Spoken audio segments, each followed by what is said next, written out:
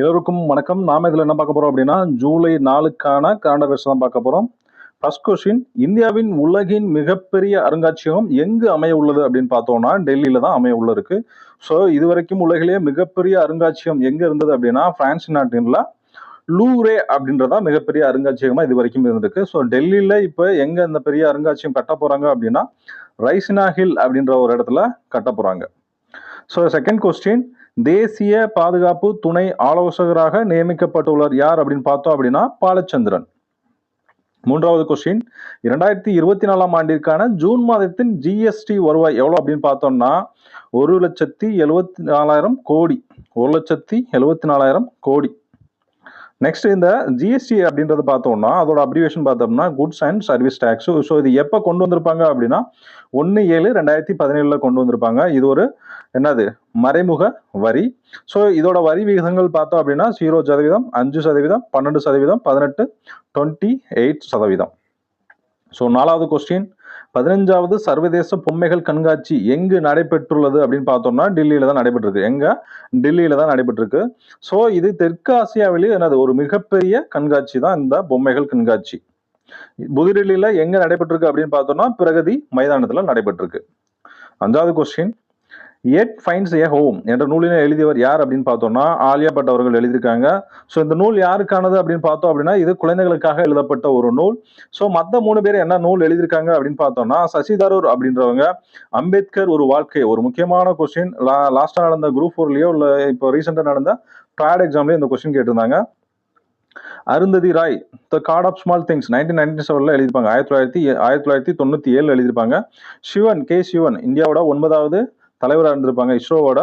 Integrated design for space transportation system அப்படின்றத 2015 எழுதியிருப்பாங்க. எந்த வருஷம் எழுதியிருப்பாங்க அப்படின்னா 2015 எழுதியிருப்பாங்க. ஸோ ஐஸ்வர்யா ராய் சஞ்சனா தாகூர் அப்படின்றவங்க எழுதியிருக்காங்க. நெக்ஸ்ட் ஆறாவது கொஸ்டின், 2024 ஆண்டிற்கான 3வது கிராண்ட்ஸ்லாம் போட்டி எங்கு நடைபெற உள்ளது அப்படின்னு பார்த்தோம்னா விம்பிள்டன்ல நடைபெறுது. ஸோ இந்த கிராண்ட்ஸ்லாம் போட்டி அப்படின்றது வருஷத்துக்கு 4 நடக்கும். ஸோ அதுல 3வது போட்டி எங்க நடக்குதுன்னா விம்பிள்டன் நடக்குது. ஸோ முதல் போட்டி எங்க நடக்குது அப்படின்னா ஆஸ்திரேலியா, 2வது எங்க நடக்குது அப்படின்னா பிரெஞ்சு, 4வது எங்க நடக்குதுன்னா யூஎஸ்ல நடக்குது. நெக்ஸ்ட் 7வது கொஸ்டின், சர்வதேச பிளாஸ்டிக் பை இல்லாத தினம் international plastic bag free day எந்த நாளில் கொண்டாடப்படுகிறது அப்படின்னா ஜூலை 3ஆம் தேதி கொண்டாடப்படுகிறது.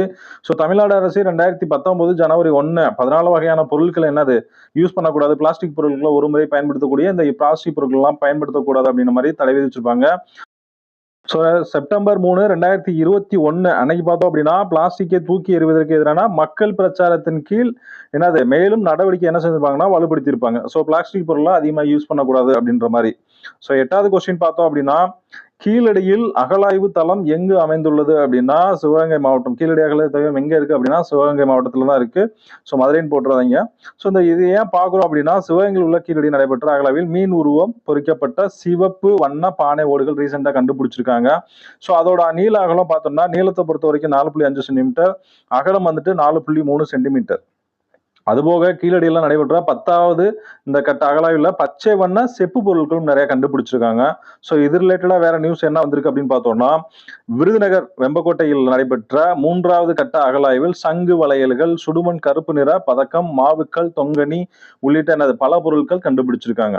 ஸோ இந்த அகழாய்வு நடப்புரியக்கூடிய மாவட்டங்கள் எங்கெங்க இருக்கு, எந்தெந்த இடம் அப்படின்னு பார்த்தோம்னா பூதிநத்தம் அப்படின்றது தருமபுரி, பொற்பனைக்கோட்டை புதுக்கோட்டை, கீழ்நமண்டி திருவண்ணாமலை, வடக்குப்பட்டி காஞ்சிபுரம், துலுக்கர்பட்டி திருநெல்வேலி, வெம்பக்கோட்டை விருதுநகர், பட்டரைப்பெரும்புதூர் திருவள்ளூர், மாளிகைமேடு அரியலூர் மாவட்டம், கொந்தகை சிவகங்கை, கீழடி சிவகங்கை, விஜய கரிசல்குளம் எங்க இருக்கு அப்படின்னா விருதுநகர், ஆதிச்சநல்லூர் தூத்துக்குடி, சிவகலை தூத்துக்குடி, திருக்கோளூர் தூத்துக்குடி, அரிக்கமேடு புதுச்சேரி, கொடுமணல் ஈரோடு. ஸோ இப்போ 2024 எங்கெல்லாம் நடைபெற்று வருது அப்படின்னு பார்த்தோம் அப்படின்னா திருமலாபுரம், தென்காசி, கீழ்நமண்டி, திருவண்ணாமலை, வெம்பக்கோட்டை, விருதுநகர், பொற்பனைக்கோட்டை, புதுக்கோட்டை, கீழடி மற்றும் கொந்தகை, சிவகங்கை, சென்னனூர், கிருஷ்ணகிரி, மருங்கூர், கடலூர், கொங்கல் நகரம், திருப்பூர். நெக்ஸ்ட் 9வது கொஸ்டின், தமிழ்நாடு தினமாக கொண்டாடப்படும் நாள் எது அப்படின்னா ஜூலை 18. ஸோ பேரறிஞர் அண்ணா அவர்களால் ஜூலை 18 அன்று தமிழ்நாடு என்று பெயர் மாற்றப்பட்ட அந்த நாளை தான் தமிழ்நாடு தினமாக கொண்டாடப்பட்டு வர்றோம். நெக்ஸ்ட் 10வது கொஸ்டின், பின் வருபவர்கள் பெருமைமிகு வாழ்நாள் சாதனையாளர் விருதினை பெற உள்ளவர் யார் அப்படின்னு பார்த்தோம்னா ஷாருக் கான் அவர்கள். ஸோ 77வது லோகர்னோ திரைப்பட விழா எங்க நடைபெறுது அப்படின்னா சுவிட்சர்லாந்துல நடைபெறுது. ஸோ இதுல ஷாருக் கான் அவர்களுக்கு வாழ்நாள் சாதனையாளர் விருது கொடுக்குறாங்க. நெக்ஸ்ட், வித்யுத் ரஞ்சன் ஷாரங்கி எந்த உயர்நீதிமன்றத்தின் தலைமை நீதிபதியாக நியமனம் செய்யப்பட்டுள்ளார் அப்படின்னா ஜார்க்கண்ட் மாநிலம். எந்த மாநிலம் அப்படின்னா ஜார்க்கண்ட் மாநிலம். ஸோ இந்த ஜார்க்கண்ட்ல எப்போ உயர்நீதிமன்றம் கொண்டு வந்திருப்பாங்கன்னா 2000.